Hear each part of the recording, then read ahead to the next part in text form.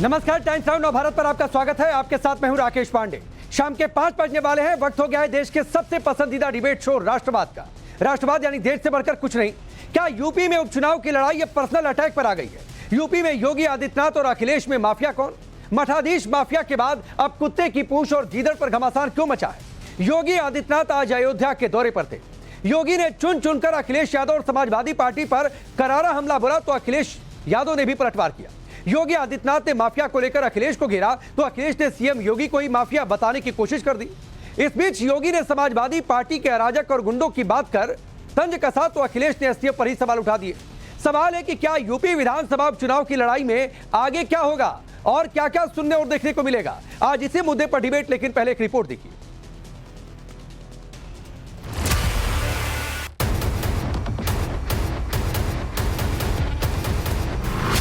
जैसे कुत्ते की पूंछ सीधी नहीं हो सकती, वैसे ही ये समाजवादी पार्टी के दरिंदे जो बेटियों की सुरक्षा के साथ खिलवाड़ कर रहे हैं, ये कभी ठीक नहीं हो सकते। तभी मैंने कहा कि जो क्रोध करेगा वो योगी नहीं हो सकता, इसलिए मठाधीश मुख्यमंत्री हैं। माफिया की पैरेलल सरकार चलती थी, बबुआ अपने घर के बाहर नहीं निकलता था। आप एक काम करिए, एक तस्वीर उनकी रखिए, एक तस्वीर हमारी रखिए, दोनों में कौन क्या लग रहा है बता दो आप। उत्तर प्रदेश में होने वाले उपचुनाव से पहले सियासी पारा 7वें आसमान पर है। यूपी के सीएम योगी आदित्यनाथ और समाजवादी पार्टी के मुखिया अखिलेश यादव आमने सामने हैं। मठाधीश माफिया से चली लड़ाई अब पर्सनल अटैक तक आ पहुंची है। योगी आदित्यनाथ माफिया से लेकर समाजवादी पार्टी नेताओं के काले कारनामों तक चुन चुनकर अखिलेश यादव पर तीखा प्रहार कर रहे हैं। तो अखिलेश भी पर्सनल अटैक कर सीएम योगी आदित्यनाथ पर पलटवार कर रहे हैं। आज सीएम योगी रामनगरी अयोध्या के मिल्कीपुर में थे। योगी ने समाजवादी पार्टी पर कड़ा और बड़ा अटैक किया। ये लोग गरीबों की जमीनों पर कब्जा करते हैं, अराजकता फैलाते हैं, देशद्रोही तत्वों को अपने राजनीतिक स्वार्थ के लिए प्रश्रय देते हैं, अराजकता फैलाते हैं। और इसीलिए मैं कह सकता हूं बहनों और भाइयों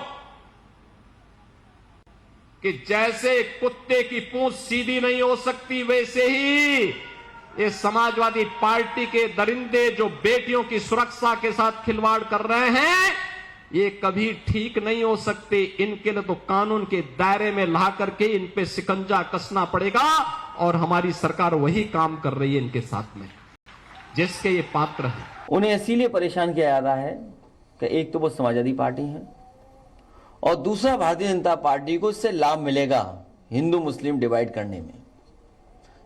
ये पहले दिन से स्ट्रेटजी है भारतीय जनता पार्टी की कि समाजवादी पार्टी को कैसे बदनाम किया जाए, और अगर कहीं कोई मुस्लिम है तो बदनाम समाजवादी पार्टी को कर दो। योगी आदित्यनाथ ने अयोध्या में हो रहे विकास कार्यों का जिक्र किया और दीपोत्सव की बात कहकर समाजवादी पार्टी को पाकिस्तान परस्ती से जोड़ दिया। इतना ही नहीं, योगी आदित्यनाथ ने कहा कि जिनको विवादित ढांचा पसंद था वो आज अयोध्या की सुंदरता को पचा नहीं पा रहे। अयोध्या का दीपोत्सव, अयोध्या के मंदिरों में, अयोध्या के घाटों में जब दीप जलते हैं तो परेशानी दो लोगों को होती है, एक सपा मुखिया को और दूसरा पाकिस्तान को। लेकिन अपनी हिंदू विरोधी मानसिकता के लिए जाने वाली समाजवादी पार्टी को भी परेशानी होने लगती है, क्योंकि अंधेरे में रहने के अभ्यस्त है, डकैती डालते हैं तो अंधेरा इनको चाहिए। इसलिए इन्होंने सर्वत्र यही काम किया है। आज अयोध्या दुनिया की सुंदरतम नगरी बन रही है, तो अयोध्या के दीपोत्सव से जिनको परेशानी होती थी उनको तो अब परेशानी होगी कि अयोध्या कैसे सुंदर हो गई है, क्योंकि इनको तो वो विवादित ढांचा प्यारा था। योगी आदित्यनाथ के प्रहार से अखिलेश यादव इतने आग बबूला हो गए कि सूबे के सीएम को ही माफिया बताने लग गए। इतना ही नहीं, अखिलेश ने योगी आदित्यनाथ को मठाधीश सीएम तक कह दिया। तभी मैंने कहा कि जो क्रोध करेगा वो योगी नहीं हो सकता, इसलिए मठाधीश मुख्यमंत्री हैं ये। आप देखिए, मेरी भी तस्वीर देख लो आप और उनकी भी तस्वीर देख लो, माफिया कौन लगे ये बता दो। आप एक काम करिए, एक तस्वीर उनकी रखिए, एक तस्वीर हमारी रखिए, दोनों में कौन क्या लग रहा है बता दो आप। योगी आदित्यनाथ ने मठाधीश को माफिया से जोड़ने वाले अखिलेश के बयान का भी जिक्र किया और 2017 के पहले अखिलेश राज का जिक्र कर चुन चुन कर वार किया। योगी आदित्यनाथ ने आरोप लगाया कि समाजवादी पार्टी माफिया के पैदल सरकार चलाती थी, तो अखिलेश यादव ने पलटवार कर सीएम योगी आदित्यनाथ को टॉप 10 माफियाओं की लिस्ट जारी करने की चुनौती दे डाली। के पहले गरीब का राशन समाजवादी पार्टी के गुंडे हजम कर जाते थे। किसी गरीब को राशन नहीं मिलता था। किसी भी जिले का जो जितना बड़ा माफिया था, जितना बड़ा गुंडा था, वह समाजवादी पार्टी का शागिर्द था, उनका पदाधिकारी था। ये माफिया की पैरेलल सरकार चलती थी। बबुआ अपने घर के बाहर नहीं निकलता था। बबुआ 12 बजे सो के उठता था और प्रदेश की जनता पिसती थी। माफिया समानांतर सरकार चला करके अराजकता और गुंडागर्दी का एक और तांडव करते थे। दूसरी तरफ मुस्लिम तुष्टीकरण की हद को पार करते हुए पर्व और त्योहारों में भी इन्होंने किस कदर अराजकता फैलाई। ये सब घिसे पिटे डायलॉग हैं पुराने वाले, और मैं इसीलिए कहता हूं कि ये सब पुराने डायलॉग हैं, पुराना सब कुछ है, हिसाब किताब। उत्तर प्रदेश की जनता नया चाहती है, नया विकास चाहती है। इनको हटाएगी सरकार, ये हटने जा रहे हैं। और कई बार मैंने आपसे, आपके बीच में इस बात को कहा कि उत्तर प्रदेश सरकार को कम से कम टॉप 10 माफियाओं की सूची जारी करनी चाहिए। वो टॉप 10 माफिया कहां हैं और किस दल में, इसकी सबको जानकारी हो जाएगी। मंगेश यादव के एनकाउंटर पर सवाल उठाने वाले अखिलेश यूपी पुलिस की एसटीएफ पर फिर से सवाल उठा रहे हैं। बहराइच में भेड़िया और गीदड़ के आतंक के बहाने अखिलेश यादव तंज कस रहे हैं कि सरकार को जानवरों की समस्या से निपटने के लिए एसटीएफ को नया काम दे देना चाहिए। जानवरों की समस्या से निपटने के लिए एक एसटीएफ बनानी चाहिए, और या फिर गीदड़ की समस्या का समाधान के लिए ये भी केस एसटीएफ को ट्रांसफर कर देना चाहिए। जो लोग देखते ही कहते हैं ठोक दो, कम से कम उस एसटीएफ को ये नया काम देना चाहिए कि गीदड़ों को भी ठोक दें।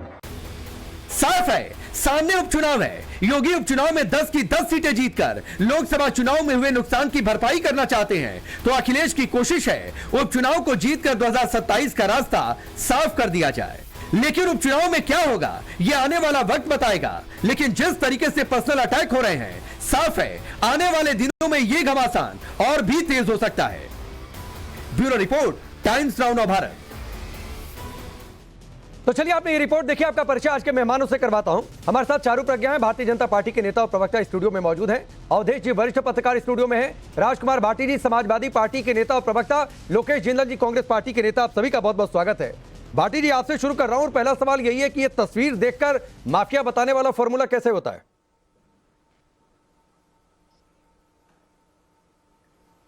नहीं, आप ये बताएं राकेश पांडे जी, ईमानदारी से, दिल पे हाथ रख के, बिल्कुल ईमानदारी से, योगी जी जो भाषा आजकल बोल रहे हैं, जिस तरह के अपशब्दों का प्रयोग कर रहे हैं, जिस तरह का उन्होंने राजनीतिक विमर्श को निचले स्तर पे ले आए हैं और विरोधियों के लिए जिस तरह गाली गलौज की भाषा, धमकी की भाषा प्रयोग कर रहे हैं, क्या इस पे आपको ये लगता है कि यार हमारे इतने बड़े सूबे का मुख्यमंत्री और जो गिरवे वस्त्र धारण करता है, खुद को मेहनत बताता है, उसको ये भाषा शोभा देती है? इस पे हमें शर्म आती है या नहीं आती है? ठीक।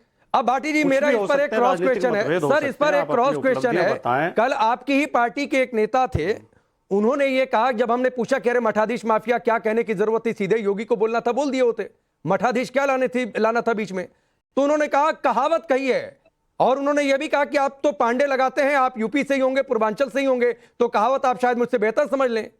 तो सर फिर तो वही बात है, उसी फॉर्मूले पर आज भी कहावत समझ लेनी चाहिए, क्योंकि योगी ने जो कहा वो बात, मैं आपकी बात को खारिज नहीं कर रहा हूं, लेकिन फिर तो एक कहावत वो भी है जो योगी ने कहा।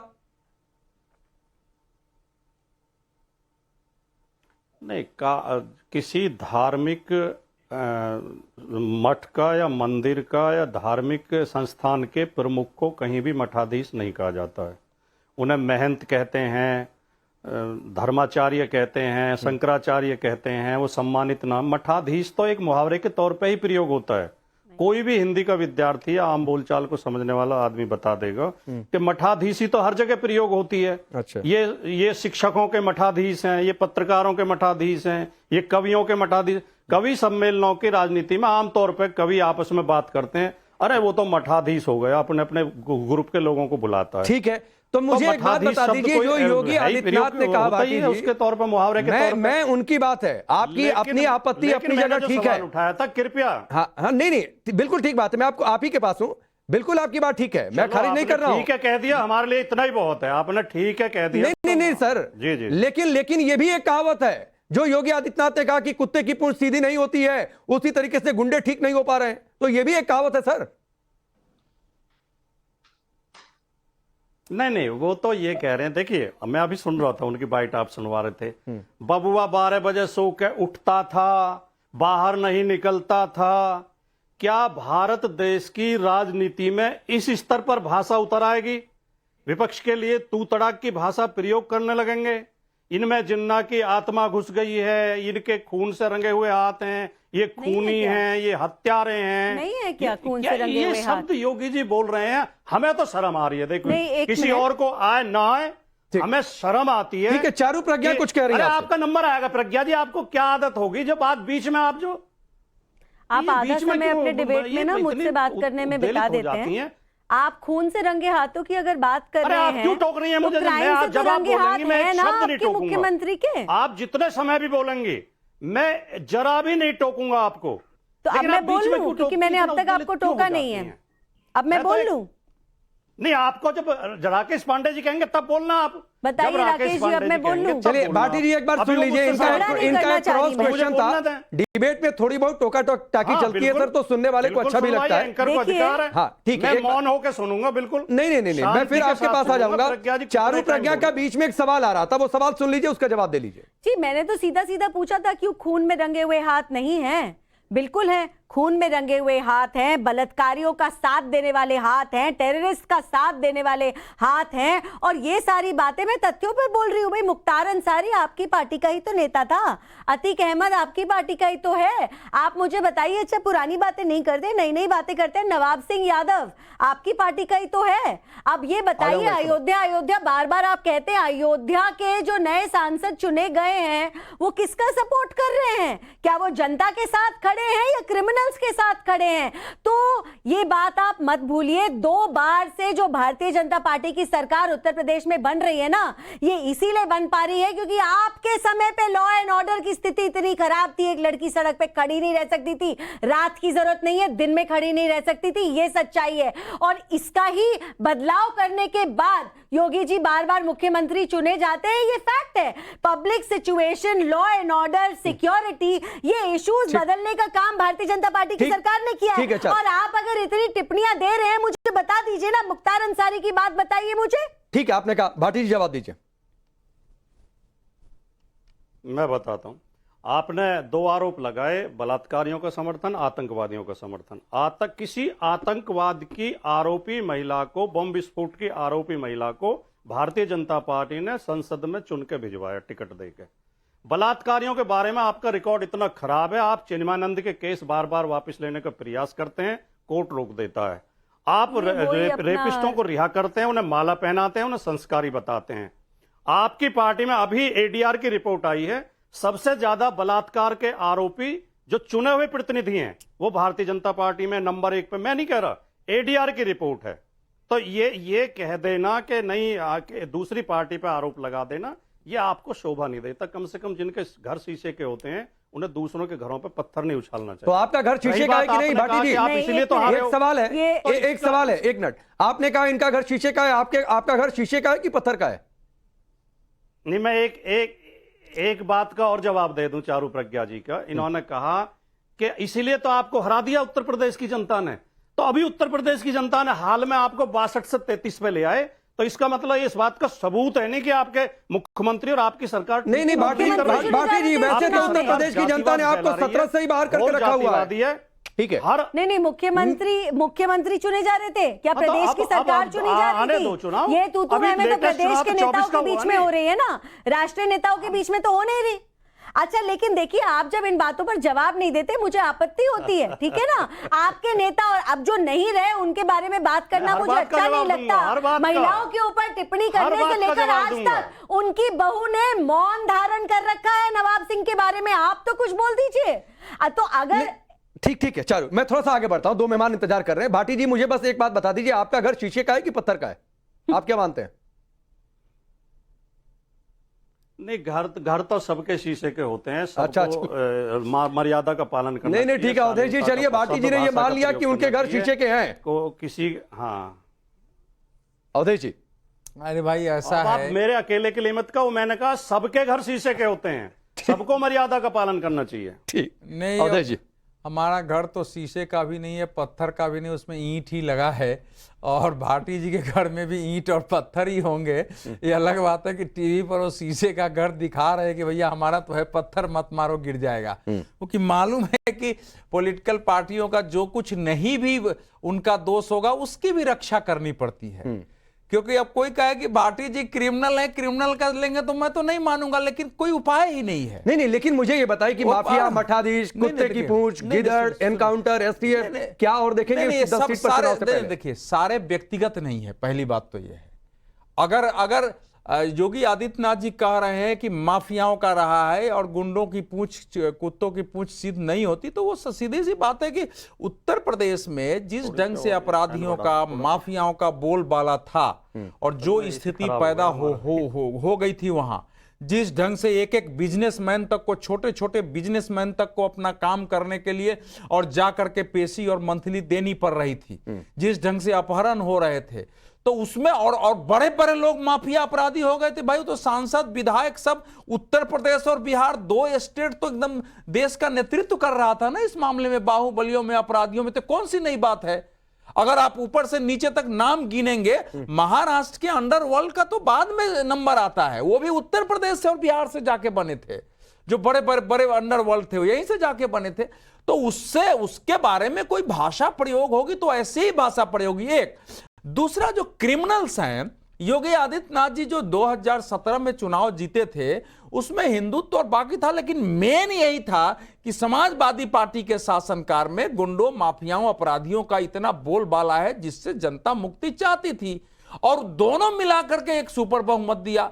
2022 में मैं चुनाव में घूम रहा था, बीजेपी में व्यापक असंतोष थे, कार्यकर्ताओं के काम नहीं हो रहे थे, विधायक एक छोटे छोटे काम नहीं करा रहे थे, सब असंतोष था। लेकिन लास्ट में जहां मैं जाता था तो लोग यही कहते थे कि कम से कम हम लोग जो है रात में चैन की नींद तो सोते हैं। एक सब्जी वाला बोलता, सुनिए सर, तो जाहिर है कि अगर वो स्थिति थी, और उसके बारे में जो अखिलेश जी जो हैं, देखिए अखिलेश जी ने गलत पिच पर खेल दिया है। बाकी चीजों पर वो लड़े, लॉ एंड ऑर्डर, कानून, अपराधी, माफियाओं पर आएंगे तो मिलता हुआ वोट समाजवादी पार्टी का कटेगा। मैं एक पत्रकार के रूप में एक फ्री एडवाइस है भाटी जी आपके लिए, पुलिस वाले पहुंचाइए इससे अखिलेश यादव तो गलत अवधेश जी पीच कह पर आ रहे गए हैं हैं कि और- ये कोई पर्सनल नहीं है, और ये भाटी जी कुंडली का एक आपकी और ऐसी है उत्तर। जिसे योगी ने खोल दिया, और आप इसमें बड़ी कमजोर ग्रह नक्षत्र हैं इस कुंडली में आप लोगों के। ये गलत। योज कह रहे थे कि मठाधीश भाई ऐसा है, इस बार पहले भी आपके टीवी बोलूं पर मैं क्या बोला। बोलूं? बस 20 सेकंड और मठाधीश दीजिए, वाला 10 सेकंड। बताया था। देखिए मठाधीश उसके आपने बाद अपना बात लिया, मठाधीश का मतलब मैंने कहा मठाधीश्वर है, अधिष्ठाता, ये सारे शब्द हमारे मठ में जो ये जिनका religious प्राण connotation प्रतिष्ठा है। देवता की होती ठीक है है, उनके अब लिए और भाटी उनके जी आप पुजारी बोलिए। के लिए भाटी है। जी आप बोलिए जो सवाल था। मैं बहुत जिम्मेदारी के साथ और आत्मविश्वास के साथ कहना चाहता हूं कि अपराध के रिकॉर्ड में और माफियाओं के रिकॉर्ड में हम बहुत बेहतर हैं। भारतीय जनता पार्टी के हाथ रंगे हुए हैं। आप आंकड़े उठा के देखिए सर, एनसीआरबी मैं के आप- आंकड़े, नहीं, मैं सर, इसलिए की तो बार बात बार करना कह चाह रहे रही हैं हूं। कि माफियाओं की सर, सूची जारी आपके करें। समय में पहली बार माफियाओं यूपी को 5 इनकी हालत तरीके के ये है- अपराधों में नंबर 1 हो गया था। मैं पता नहीं हर दूसरी डिबेट में यूपी पर होती है, मैं ये डेटा कोट करता हूं सर एनसीआरबी का, और आप लोगों की सरकार इसी मसले पर चली गई थी। अगर आप झुठलाएंगे मैं भी तो सर बता आप देता अपने हूं। साथ धोखा देंगे। मैं अभी अब थोड़ा सा 20 सेकंड और फिर मैं आ रहा हूं मैं चालू भी बता देता हूं। एनसीआरबी का जो लेटेस्ट डाटा है उसके अनुसार उत्तर प्रदेश महिलाओं के प्रति अपराध में नंबर 1 पर है। रेप में उत्तर प्रदेश नंबर किस साल का आंकड़ा है ये? जनसंख्या के हिसाब से बताइए ना। नहीं किस साल का आंकड़ा है ये? हिरासत में मौतों में नंबर 1 पर है, फर्जी मुठभेड़ों में नंबर 1 पर है, हिरासत में मौतों में उत्तर प्रदेश नंबर 1 पर है। पहली बात दूसरी नहीं बात, ये आंकड़ा कहां से और किस साल का? फर्जी मुठभेड़ वाला भी गए हैं अमित नहीं शाह ये जी, कहां से आंकड़ा इस जारी होता है चुनाव कि में। फर्जी मुठभेड़ में मारे गए? आप एनसी नहीं है, फर्जी मुठभेड़ तो मैं जोड़ रहा हूं। हाँ आपने जोड़ दिया, फर्जी मतलब मुठभेड़ आपकी तो मैं पार्टी जोड़ वाला रहा हूं। आंकड़ा है ये। वो NCRB का मतलब आंकड़ा आपकी है। पार्टी वाला बाकी आंकड़ा है ये, सही बाती है, जी। सही है। बाकी जो चारों बातें मैंने कही हैं राकेश जी, ये देखिए मैं ईमानदारी के साथ बोल रहा हूँ जो बोल रहा हूँ, बाकी चारों चीजें एनसीआरबी आपकी ईमानदारी पर समस्या थोड़ी है, लेकिन वो समाजवादी पार्टी का गमछा जो है उत्तर ना, प्रदेश में वो 11 उसमें रेप से तो रोजाना होते ठीक हैं। है, एक चीज और है, थोड़ा सा समय दीजिए। मैं लोकेश भाई अवधेश आपके जी, पास ये आ रहा तो हूं, चारों गलत एक साथ बात आप जवाब दीजिएगा। अवधेश जी, ये तो लोकेश गलत जिंदल ने बात अभी तक नहीं बोला है। उत्तर लोकेश प्रदेश भाई में ये 11 दो रेप लड़कों की रोजाना होते जोड़ी हैं। गुमराह करने आई हुई है। होते हैं। अभी पता नहीं आप लोग खुलकर नहीं खेल रहे हैं कि पता उपचुनाव में 2-4 सीट मिली जाए। राकेश जी, सर्वप्रथम ये जो बुलडोजर पॉलिटिक्स जिसके लिए उत्तर प्रदेश ने अपने लिए एक बहुत बड़ी बदनामी ली है, इसकी निंदा तो सुप्रीम कोर्ट ने भी की है। बुलडोजर पर कहां चलेगा? नहीं मैं निंदा आता कहाँ हूं की है? नहीं नहीं और क्योंकि अभी बुलडोजर ये पर जो चर्चा शब्द थोड़ी नहीं चल माफिया रही है। नहीं समझिए, ये जो शब्द वो तो माफिया अपने है अनुसार इसको आपको समझना होगा कि जब सरकार स्वयं कानून व्यवस्था का पालन नहीं करेगी तो सरकार तो ये आप माफिया तय का करेंगे रूप लोकेश भाई, सुप्रीम कोर्ट तय करेगा ना। अगर मामला सब राकेश जुडिस जी, है और एक तारीख दी गई है, इंटरिम रोक है, तो अभी तो मत किसी फाइनल राकेश नतीजे जी, पर पहुंचिए कि क्या हुआ नहीं हुआ। पिछली सुनवाई में माफिया सुप्रीम का कोर्ट ने अर्थ होता है। यूपी सरकार के एफिडेविट की तारीफ भी की थी इसी बुलडोजर एक्शन पर। तो सर जो मामला सब राकेश जी, जुडिस है, फाइनल कोई कमेंट आ जाए, फैसला आ जाए, तो फिर भी सुनिए, मैं आपकी बात राकेश ठीक जी, मानूंगा। राकेश जी, नहीं सर, मैं राकेश जी, प्लीज सर, नहीं, एक नहीं, तो नहीं, बहुत नहीं। कम समय होता है, मैं बुलडोजर पर डिबेट नहीं कर रहा हूं, इसलिए प्लीज बुलडोजर पर मत मुद्दे पर बोलिए। आता हूं। हाँ। देखिए मैं मुद्दे पर आता हूं। हाँ देखिए, जो भी व्यक्ति कानून व्यवस्था का पालन न करे, उसको अपने आप को उससे ऊपर समझे, उसे हम माफिया कहेंगे। मैं कल एक पिक्चर देख रहा था 1987 की, मिस्टर इंडिया। उसमें एक व्यक्ति का घर जो है बुलडोजर करना चाहता था अमरीश पुरी। वो क्या डायलॉग है, मोगैम्बो कुछ हुआ, लेकिन वह व्यक्ति अपने घर को बचाने के लिए मेहनत करता है। वहां पर वो 10 अनाथ बच्चों को रखता है वहां पर, और वो चाहता था कि उसका वो घर बना अरे रहे। लोकेश भाई प्लीज सर, लेकिन आप कहाँ लेकिन मिस्टर इंडिया ऐसे में, मुझे कुछ पता है। माफिया मैं है, सर प्लीज, मैंने ऐसे पहले कुछ कहा कि माफिया ऑन एयर है। टाइम मत खराब किया करिए सर। मैं- आप नहीं, मैं नहीं, चारू नहीं, बस 10 सुनिए, सेकंड दीजिए। सुनिए, नहीं मैं आपको सुनिए। मिस्टर इंडिया क्यों याद आया, मैं आपको बता देता हूं। इसलिए कि ये यूपी में आप लोग इंडिया- मिस्टर इंडिया हो गए ये थे। इंडिया- वो शुक्र मनाइए इंडिया सपा का, भाटी जी अलायंस- का, अखिलेश यादव का, कि लोकसभा सुनिए, चुनाव में इतनी ये सीटें आप लोगों को आ गई India sir, alliance- vote transfer हो ये गए, इंडिया अलायंस वरना यूपी ऐसे में वाकई आप लोग मोगैम्बो मिस्टर को इंडिया हो गए भारत थे। देश पर राज चलिए करने चारू नहीं प्रज्ञा। देगा। जी ऐसा है कि ये जिस तरीके की बातें कर रहे हैं इस समय भी मुझे आपत्ति है, क्योंकि ये भूल जाते हैं। मैं आपको बताती हूँ, कसाब की मर्सी पिटिशन पे किसका साइन था? अखिलेश यादव का। टीवी पर नामी गुंडे मंगेश यादव को किसने डिफेंड किया लाइव टीवी पे? अखिलेश यादव ने। उसके बाद मुख्तार अंसारी की कब्र तक पर गए थे। अभी हाल ही में मऊ के अंदर एक समाजवादी का नेता अरेस्ट हुआ है, वीरेंद्र बहादुर पाल, रेप केस में अरेस्ट हुआ है। आपको पता है अखिलेश यादव ने क्या कहा? डीएनए टेस्ट होगा तभी मैं इस बात का विश्वास करूंगा। अब वाराणसी में जब सीरियल ब्लास्ट हुए थे, अखिलेश जी उस समय मुख्यमंत्री हुआ करते थे, जो अक्यूज था ना, केस वापस लेने की बात करी अखिलेश यादव ने, उसके खिलाफ केस वापस लिया क्योंकि 25 लोग मर गए थे, उसकी भी इनको कोई समस्या नहीं थी। कहा जाता है उस समय के आईपीएस, एक्स डीजी, सब लोगों के यहां पर रिकॉर्डेड स्टेटमेंट्स हैं कि जब यादवों का राज चला करता था उत्तर प्रदेश में, तो इंस्ट्रक्शंस दिए जाते थे पुलिस स्टेशंस में, किसी मुस्लिम के खिलाफ एफआईआर नहीं रजिस्टर होगी, चाहे कितना भी बड़ा क्राइम हो। इन बातों का आप जवाब नहीं देते। बोलिए भाटी जी। डीएनए टेस्ट कराएंगे आप बच्चियों का, उसके बाद आप एक्शन लेंगे अपने जवाब नेताओं सुन के लीजिए। खिलाफ। चारू आपने सवाल पूछा, जवाब सुन। अब ये इससे ज्यादा सफेद झूठ हो ही नहीं सकता। जो तीनों झूठ चारू प्रज्ञा ने आपके चैनल पे बोले हैं, चारू प्रज्ञा को इसके लिए माफी मांगनी चाहिए। जी बिल्कुल भी नहीं, आप कसाब थोड़ी की पढ़ाई मर्सी करके पिटीशन गूगल पर सर्च अखिलेश कर यादव के लीजिए, साइन से आर्टिकल्स बिल्कुल पढ़ सफेद लीजिए, झूठ है। कोटेशंस के साथ दूसरी बता रही हूं बात- मैं आपको। और एनसीआरबी की बार बार बात करते हैं पर मिलियन देख लीजिए, चारू नहीं, चारू ये भी चारू बता एक मिनट देते हैं सुन ना। लीजिए। आपने चारू चारू बीच में चिल्लाना। आपने बात कही, उनको लग ये रहा है कि आपने या कुछ तो फैक्चुअल पहले- गलती की है, वो उनका आप तो जवाब बड़ी एक बार सुन शालीन लीजिए, फिर डिबेट आप बोल करती लीजिएगा। थी। ठीक है भाटी जी, आप बोलिए, मैं आपको समय दे रहा हूं, बोलिए। बिल्कुल महाझूठ है। दूसरा ये महाझूठ है कि ऐसे आदेश थे पुलिस को कि यादव और मुस्लिम को गिरफ्तार न किया जाए, महाझूठ है। सैकड़ों यादव और मुस्लिम उस समय गिरफ्तार हुए, उन पर मुकदमे चले, सब कुछ हुआ, जिन्होंने गलत किया, जिन्होंने अपराध किया। तीसरी बात जो उन्होंने मंगेश यादव का नाम लिया, ये मंगेश यादव आपके लिए वाटरलू सिद्ध होगा। मंगेश यादव की हत्या का जवाब आपको कोर्ट में देना पड़ेगा, आपकी सरकार को देना पड़ेगा, आपके मुख्यमंत्री को देना पड़ेगा। हाँ तो सर कोर्ट में तय करिए ना भाटी जी, सरकार के हाथ रखे हुए हैं। कोर्ट में तय करिए सर। घर से उठा के असद का एनकाउंटर भी जुडिशियल जो कमीशन बना था उसमें सही हुआ जाएगा। अतीक की किलिंग में पुलिस का कोई हाथ नहीं। सर आप लोग एक एनकाउंटर यूपी में अभी तक कोर्ट में फेक साबित नहीं हो पाया है। तो सर जिस दिन मंगेश का भी एनकाउंटर फेक साबित हो जाएगा, आपसे पहले मैं सवाल उठाने वाला हूंगा। लेकिन ये जुडिशियल कमीशन और कोर्ट से तय होगा कि एनकाउंटर फेक था कि नहीं था, कि सही एनकाउंटर था। ये किसी पार्टी के हेडक्वार्टर से नहीं तय होता है सर। जब राकेश पांडे जैसे वकील इन्हें निःशुल्क मिल रहे हैं, बिना फीस के वकालत कर रहे हैं, तो इनका पक्ष तो मजबूत हो ही जाता है। अरे ये